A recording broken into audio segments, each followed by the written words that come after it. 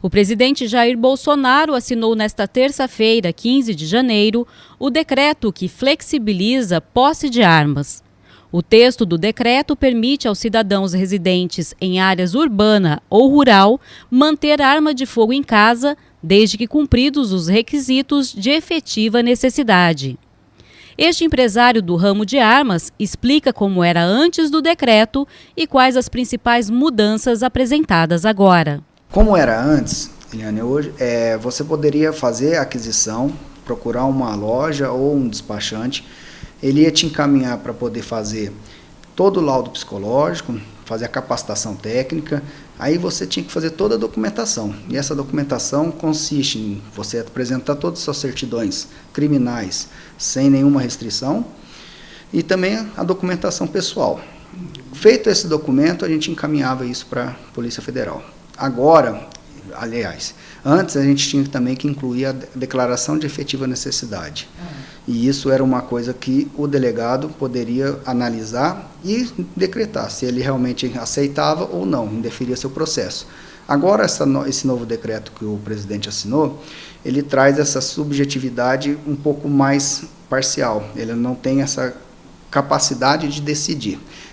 A efetiva necessidade hoje, ela entra com alguns requisitos que ela já não é necessário a análise do delegado. Então, por exemplo, se você mora numa cidade onde tem um índice maior que 10 homicídios para cada 100 mil habitantes, você já não precisa fazer essa declaração de efetiva necessidade. Ou se você residir em área rural, tem alguns critérios aí que foram colocados para você não precisar mais passar pela análise da efetiva necessidade. O decreto trata da posse de arma de fogo. Já o porte possui regras muito mais severas que não estão contidas no documento assinado pelo presidente. Esses dois termos são bem parecidos e a gente vê que o pessoal confunde muito.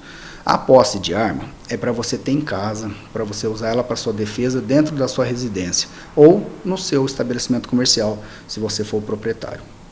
Já o porte é para você poder transportar consigo pronto uso, ou seja, aquela arma que você vai estar com ela na cintura e, se preciso, você vai empregá-la de imediato. Isso é o porte. Então, esse porte você vai poder usar em qualquer lugar público, na rua. Você vai poder ter acesso a outros lugares fora da sua casa.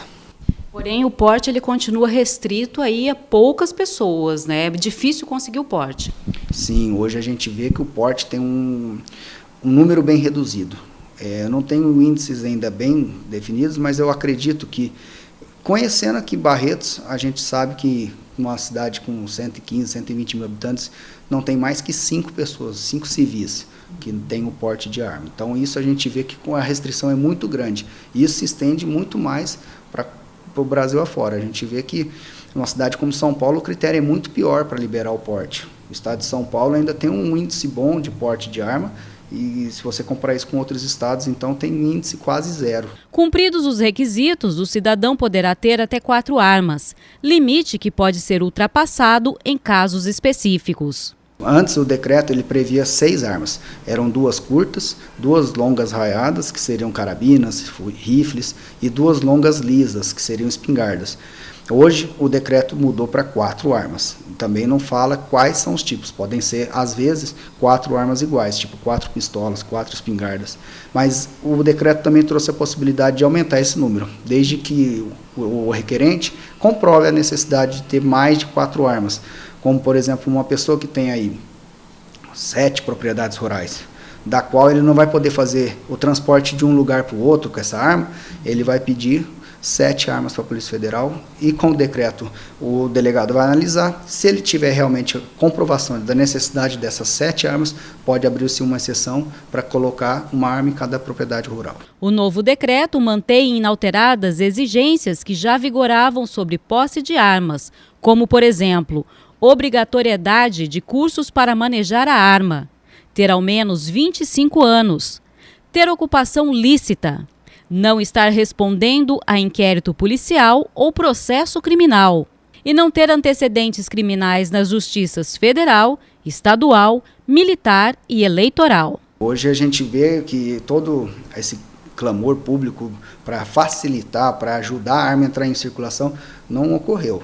E é o correto, não pode-se somente liberar de forma sem critério a aquisição ou o porte de arma, visto que a gente precisa realmente observar bastante essa parte do laudo psicológico, a capacitação técnica, que, ao meu ver, deveria ser até um pouco mais rígido, ter um pouco mais de horas-aulas. Então, estabelecer um critério de horas-aulas para poder você ter acesso à arma. E foi isso que o decreto veio para trazer. Eu acredito que eles conseguiram tirar um pouco dessa dificuldade que muitos cidadãos encontravam para adquirir uma arma para sua defesa, né?